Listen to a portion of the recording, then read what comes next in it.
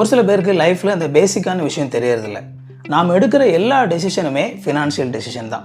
நம்ம லைஃப்பில் ஒவ்வொரு நாளும் நிறைய டெசிஷன்ஸ் எடுக்கிறோம். ஆனால் நாம் எடுக்கிற எல்லா டெசிஷனுமே நம்முடைய ஃபினான்ஷியல் லைஃப்பில் ஒரு தாக்கத்தை ஏற்படுத்துது.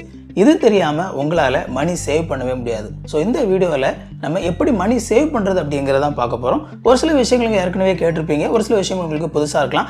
எப்படி இருந்தாலும் உங்களுக்கு இந்த வீடியோ ரொம்ப யூஸ்ஃபுல்லாக இருக்கும். நீங்கள் பணம் சேவ் பண்ணுற இந்த விஷயத்தில் நீங்கள் கவனமாகவும் பொறுமையாகவும் நிதானமாகவும் இருக்கணும். அது ரொம்ப ரொம்ப முக்கியமானது. உதாரணத்துக்கு நீங்கள் இப்போது நான் சொன்னேன் இல்லையா, முதல்ல நீங்கள் தேவையில்லாத பணம் செலவு பண்ணுறதை அவாய்ட் பண்ணணும், அல்லது பணம் செலவு பண்ணுறதை குறைக்கணும். அப்படிங்கும்போது இது ஒரு டிசிப்ளின், ஃபினான்ஷியல் டிசிப்ளின். ஸோ இந்த ஃபினான்ஷியல் டிசிப்ளினை நீங்கள் கட்டி எழுப்பணும் அப்படின்னு சொல்லி வரும்போது கண்டிப்பாக அந்த டிசிப்ளினில் ஸ்ட்ரகிள் இருக்கிறதுக்கு வாய்ப்பு இருக்குது. ஸோ நீங்கள் ஒரு முறை 2 முறை முயற்சி பண்ணி பார்த்து ஒருவேளை நீங்கள் தோத்துட்டீங்க அப்படின்னா இதெல்லாம் நமக்கு சரிப்பட்டு வராதுப்பா அப்படின்னு சொல்லி உடனே விட்டுறாதீங்க. நீங்கள் தொடர்ந்து முயற்சி எடுத்தால் தான் ஒரு டைமில் உங்களுக்கு அந்த ஃபினான்ஷியல் டிசிப்ளின் வரும். ஏன்னா ஒரு நல்ல ஒரு ஃபினான்ஷியல் டிசிப்ளின் நம்ம கட்டி எழுப்புறதுக்கு நமக்கு டைம் தேவைப்படும். அதே மாதிரி நீங்கள் ஒரு இன்வெஸ்ட்மெண்ட் பண்ணுறீங்க அப்படின்னா அந்த இன்வெஸ்ட்மெண்ட் உடனே உங்களுக்கு நிறைய பணத்தை கொடுத்துறாது.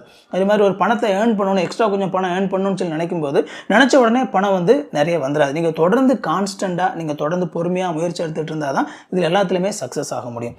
ஸோ நீங்கள் தொடர்ந்து இந்த விஷயத்தில் பொறுமையாகவும் நிதானமாகவும் கவனமாகவும் நீங்கள் முயற்சி எடுத்துகிட்டு இருந்தீங்கன்னா கண்டிப்பாக உங்களாலையும் இந்த விஷயத்தில் சக்ஸஸ் பண்ணி பணம் கரெக்டான விதத்தில் சேவ் பண்ணி ஃபினான்ஷியலாக உங்களாலையும் நல்ல ஒரு இடத்துக்கு வர முடியும். நான் முதல்ல சொன்னது தான் இப்போ கடைசியாகவும் சொல்கிறேன். நம்முடைய எல்லா டெசிஷன்ஸுமே ஃபினான்ஷியல் டெசிஷன்ஸ் தான். நீங்கள் எடுக்கிற எல்லா டெசிஷனும் எப்படி உங்களுடைய ஃபினான்ஸை பாதிக்குது அப்படிங்கிற அந்த சிந்தனைக்குள்ளே நீங்கள் வந்துட்டீங்கனாலே தேவையில்லாத நிறைய செலவினங்களை குறைத்து நம்ம அந்த பணத்தை சேவ் பண்ணி இன்வெஸ்ட் பண்ணி நல்ல ஒரு ஃபினான்ஷியலான இடத்துக்கு வர முடியும். ஸோ இந்த வீடியோ உங்களுக்கு ரொம்ப யூஸ்ஃபுல்லாக இருந்திருக்கும் அப்படின்னு சொல்லி நம்புறேன். இந்த வீடியோ உங்களுக்கு பிடிச்சிருந்தா வீடியோ லைக் பண்ணிக்கோங்க. இது வரைக்கும் சேனலை சப்ஸ்கிரைப் பண்ணல அப்படின்னா சேனலை சப்ஸ்கிரைப் பண்ணிக்கோங்க. உங்களுக்கு நோட்டிஃபிகேஷன் வேணும்னு நினச்சிங்க அப்படின்னா பெல் பட்டனை கிளிக் பண்ணிக்கோங்க. இன்னொரு சூப்பரான வீடியோவில் சந்திப்போம் friends. Thank you. God bless you.